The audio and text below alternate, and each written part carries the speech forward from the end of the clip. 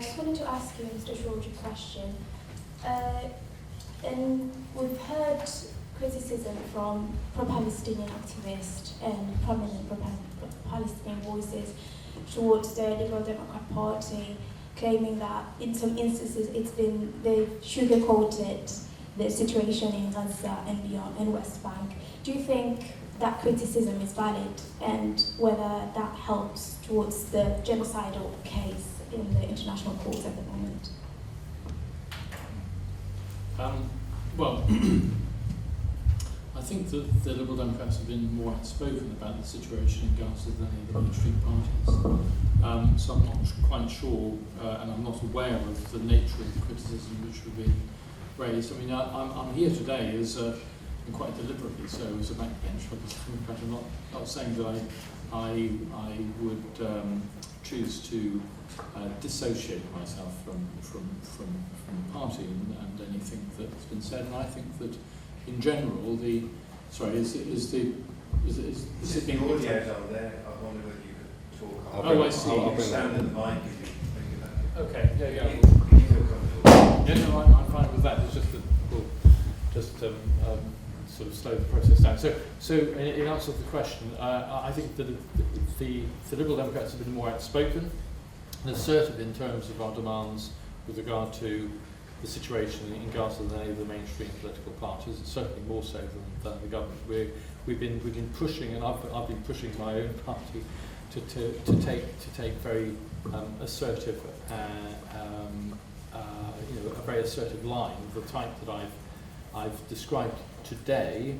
And I don't think that the party disagrees with the approach and my interpretation of what I've seen on the visit last week.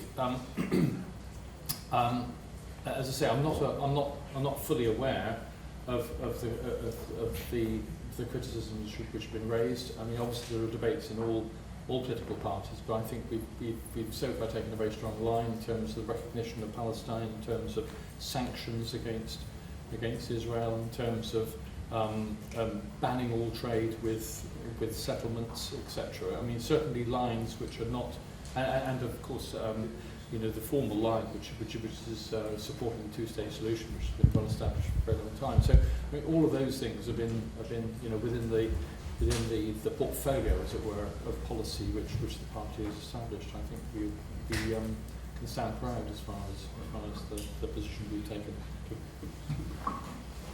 Thank you. Yes, up front.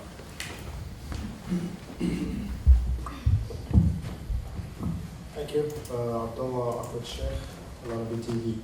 How come the Israeli treat British MPs elected by British people in this way, without any circumstances on the relationship between UK and Israeli government? There is no reaction from 10 Downing Street, no reaction from the government about all this thing.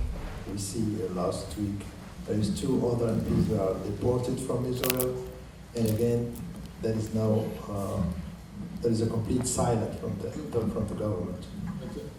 Well, I don't know whether I need to take that one up as well with me. Make sure you're not. I think, I'm not here to speak for the government, but I think, to be fair, there was a statement in the House immediately in response to the deportation of the 2 Labour members of Parliament, and the line taken by David Lammy, the Foreign Secretary, I think was very firm and very much indicated the fact that he completely, he finds the behaviour of Israel in that regard completely unacceptable, and there was a very strong cross-party, standing with and standing behind those 2 members of Parliament. I don't know, and clearly they wouldn't disclose the information anyway, but we obviously had conversations. I had conversations with David Lammy before we went out, or communications, so he was aware that we were going out, and I believe that representations were made. Certainly the Foreign Office is well aware, and they gave us all of the relevant contact points with regard to prior to us going out and during the process while I was detained myself, which facilitated one assumes, help to facilitate our entry into the country. With all my respect, there is nothing after that word unacceptable that they say every time Mr. President I know not speaking. I can't. No. Well, I think probably. I mean, unless Shokcat has anything else to say on the issue. I mean, I can't speak for the government. I don't think Shokcat can. You could put that question to them. Yeah. So just adding on to that, I think there's two questions there. One is the treatment of British parliamentarians. We may never know for sure, but I think conversations were, I suspect, had that meant myself and Andrew were let in when our two colleagues from the Labour Party were not. Because after that, there was a statement, there was a question, there was a statement in the House, and there was a statement made on social media by the Foreign Secretary. The other point is obviously the statements regarding the situation. That could be a lot stronger. That is a completely different issue altogether. If there is a little bit of hope to hold on to, and I think Andrew and I discussed it, in our 9 months here, when there is debate in Parliament on this issue, I would say on average, this may need to be checked on Hansard, but about 70% are speaking up on behalf of the Palestinian people. And that is progressively getting stronger. Not maybe to those that really matter, but the tide, I have felt, is turning in terms of articulation, even if they had already felt that way. But I feel the frustration. Yeah, I agree. Thank you. Hi, my name is Mina. I'm Mina Habalu. I'm from Al Jazeera Arabic. Thank you for sharing your experience with us. I just wanted to know a few things. If the Israelis who are looked at in the Western UK as the only democracy in the world is treating members of the British Parliament this way, one would wonder how do they treat the Palestinians, the owners of the land. And do you report what you have witnessed to the Foreign Office, to David Lammy, and what was his reaction if you did? And do you think he will take these things into consideration when he talks about the Palestinian-Israeli conflicts and the war on Gaza? The other question is about the Foreign Affairs Committee is holding an inquiry on the Israeli-Palestinian conflict to understand a little bit about it.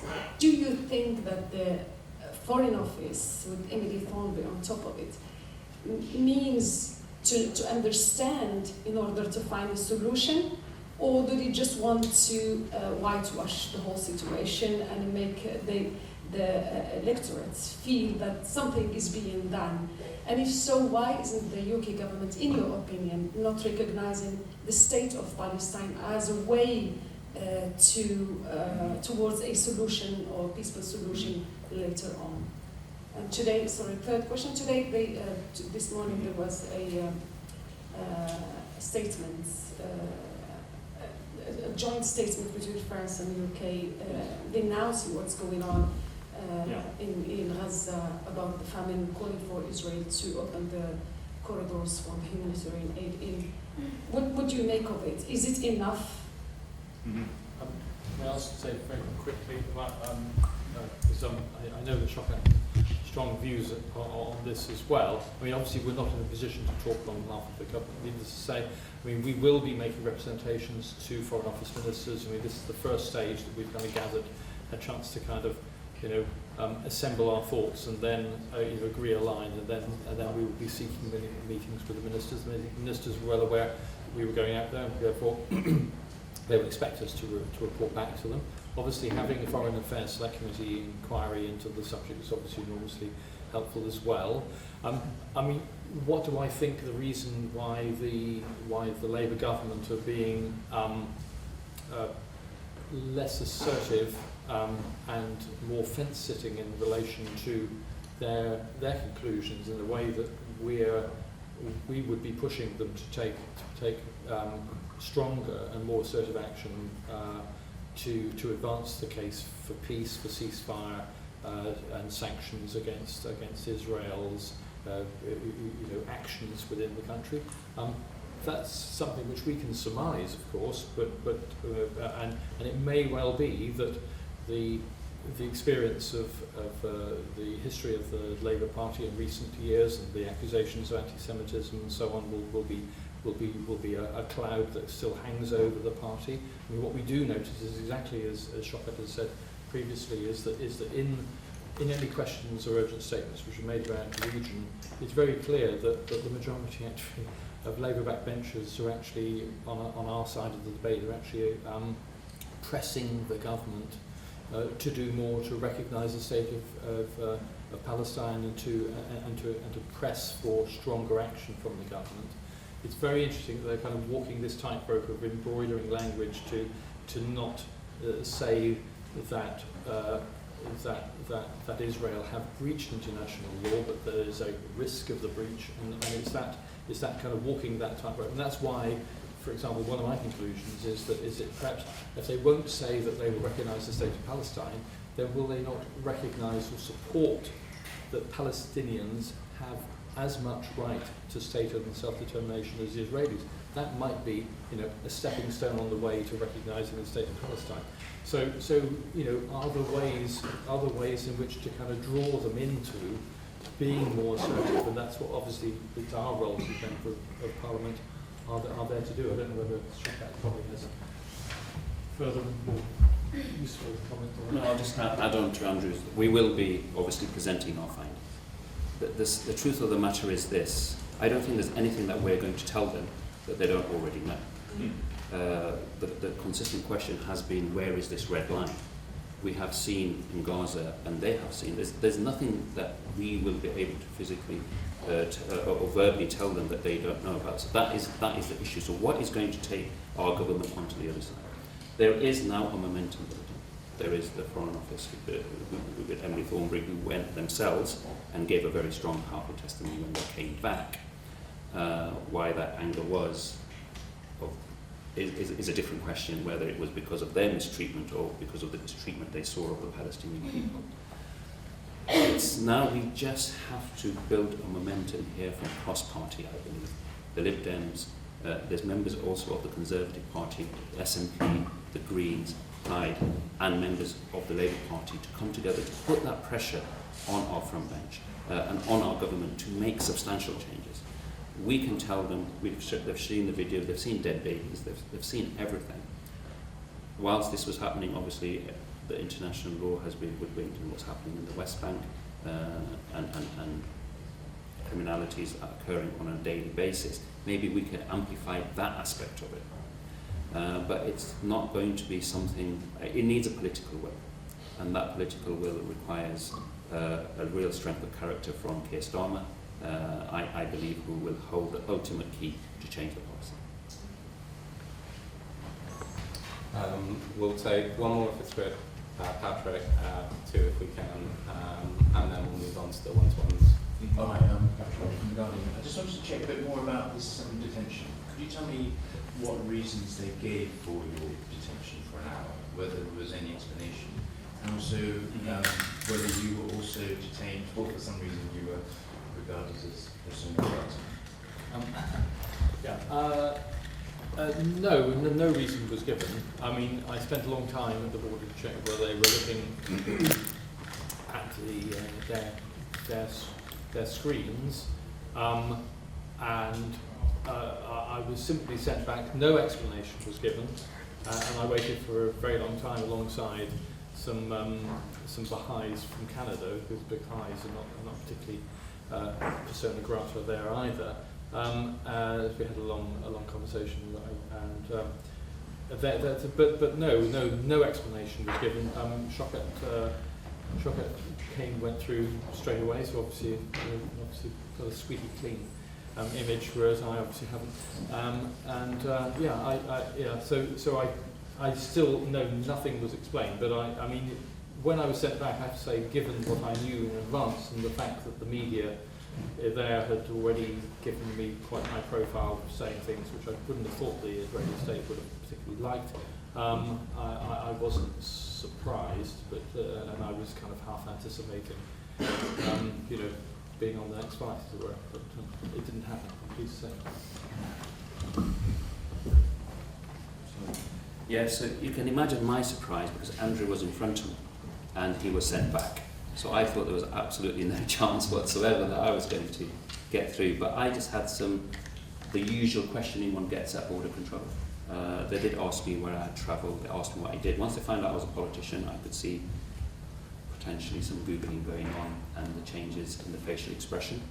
The lady at the border control then conferred with her neighbour, and that must have been for about 5 minutes, possibly longer.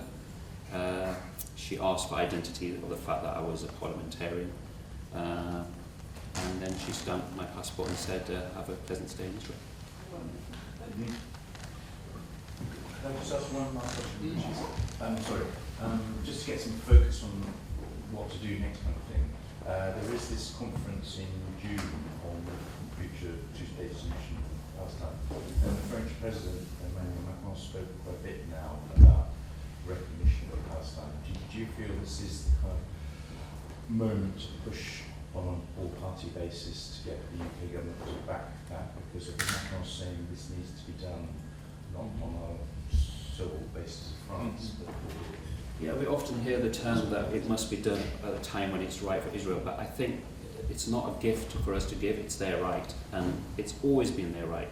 And I think this time and this moment we must utilise it to the best of it, the potential that it arises, albeit at the death of thousands of Gazans, but we must now take this momentum and make sure we do give Palestinian self-determination. Yes, I would agree. I don't think Trump's impact is going to have very significance, great significance in this arena either. Looking elsewhere.